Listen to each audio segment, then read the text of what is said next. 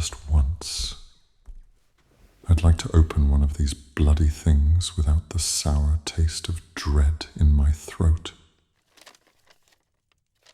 What if this is the letter? The one in which it all comes crashing down.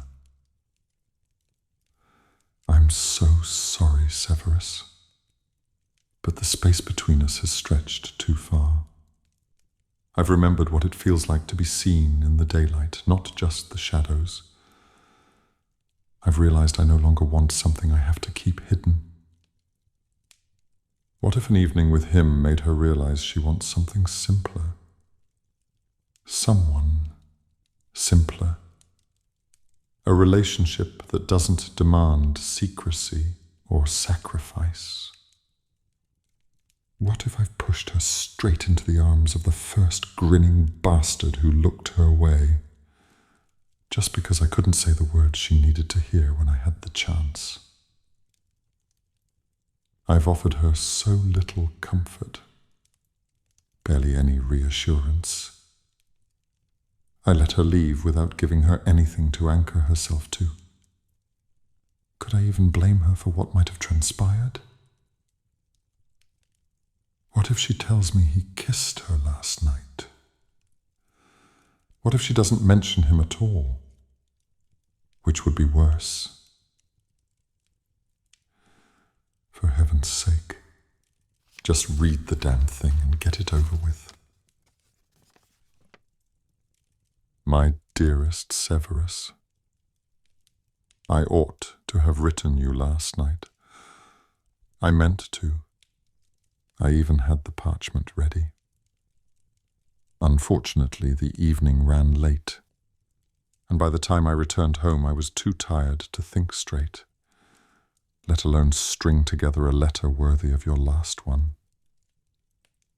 I did reread it, twice, before bed.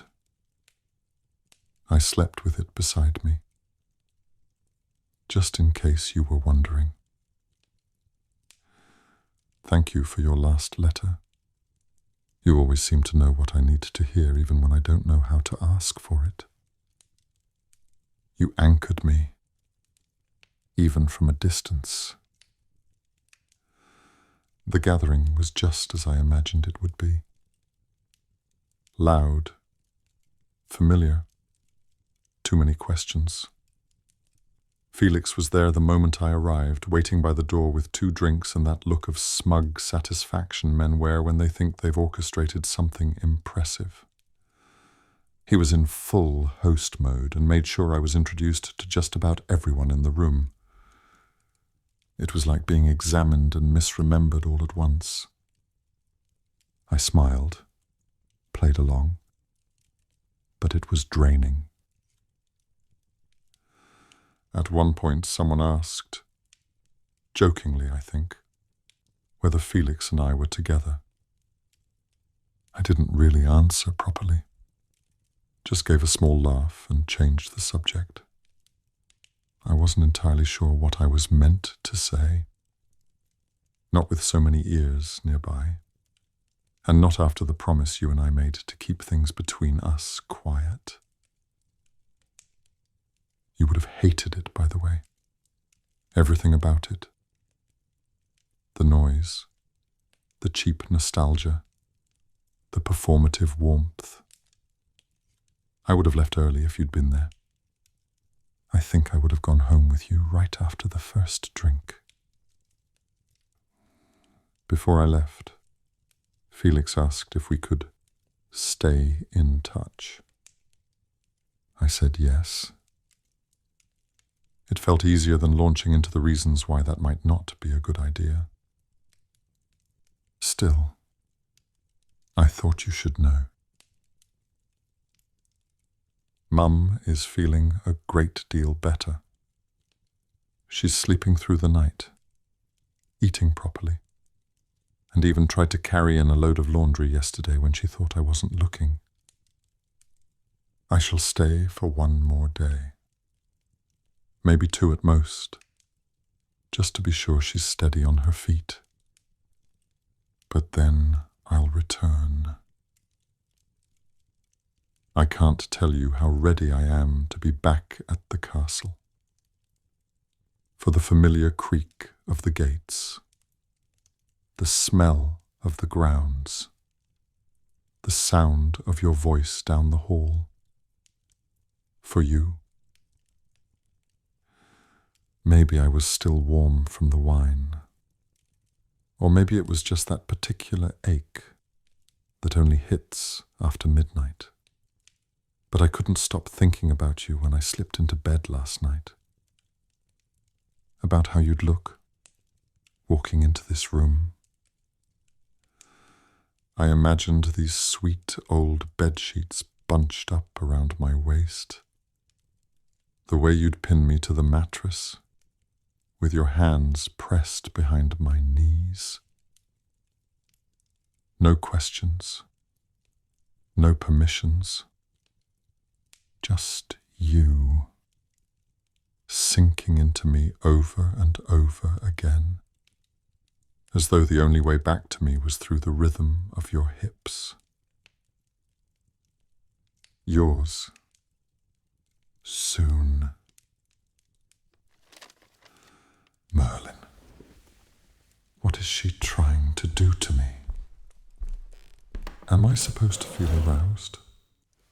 Angry? Both? She's driving me to distraction.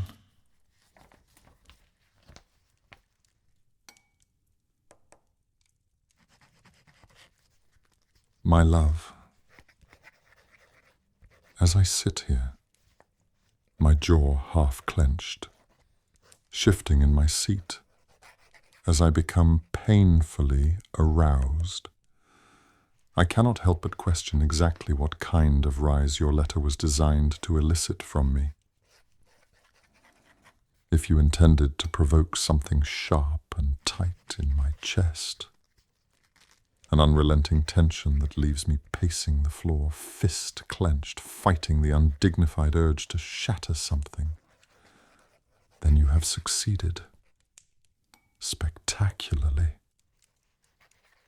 If, on the other hand, your intention was to leave me throbbing against the very seam of my trousers, fingers twitching with the need to unfasten myself, half tempted to drag your letter beneath the sheets with me, then I suspect you already know you've succeeded in that endeavor as well. There are days when your words soothe something in me. Today is not one of them. Today, they've left me unsettled, on edge, too aware of the space between us, of the man who stood beside you last night, of the drink he placed in your hand, of the roomful of strangers who thought to ask if you were his, of the fact that you found yourself unable to correct them due to restrictions that I myself have imposed upon you. I'm not at all surprised, after your remission, that Felix felt entitled to ask if the two of you could stay in touch. Of course he did.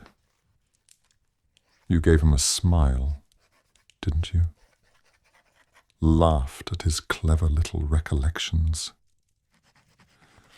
And that's all it takes for men like him. A flicker of warmth, and suddenly they believe the door is wide open. Or maybe No, I can't write that. It's not fair. She was being polite, careful. I asked her to keep things between us quiet, and she honored that, even when it left her exposed. I know that. I do. Rein it in, Severus. If you press too hard, you'll drive her out of reach for good, and you'll have no one but yourself to blame.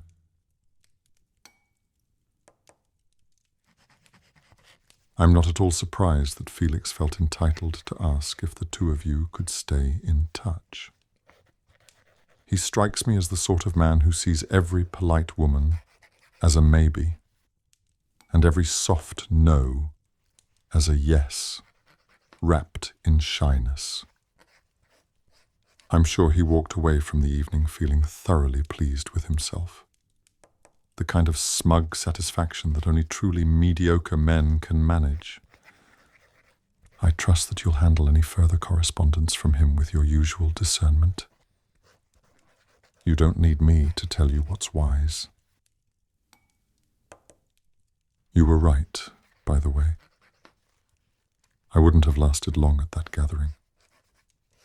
In fact, if I'd felt anything at all like I feel at this precise moment, I'd have had you out of there before your first glass was empty.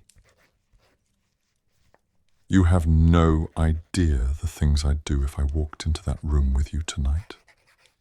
Just how badly I wish I was dragging those sweet old bedsheets up to your waist, bearing you to the air, to me, and to every aching inch of my body that wants to leave no part of you unclaimed.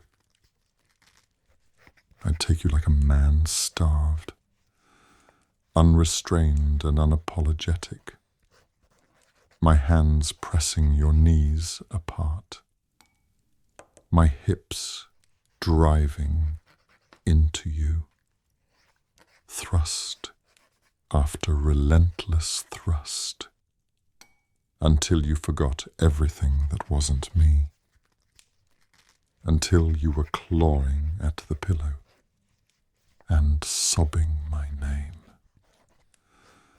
until you were slick, spent, and finally mine again. You say you'll be home soon, that your mother's stronger. Good, because I don't think I can wait a moment longer. I want your soft whimpering in my ear. I want your fingers tangled in my robes. I want to bury myself so deep inside you that neither of us remembers a time when we were apart. Your absence from the castle is unbearable. Your little fantasy was exquisite, and my patience is wearing dangerously thin. Don't write again. Just come back to me. Yours, always, Severus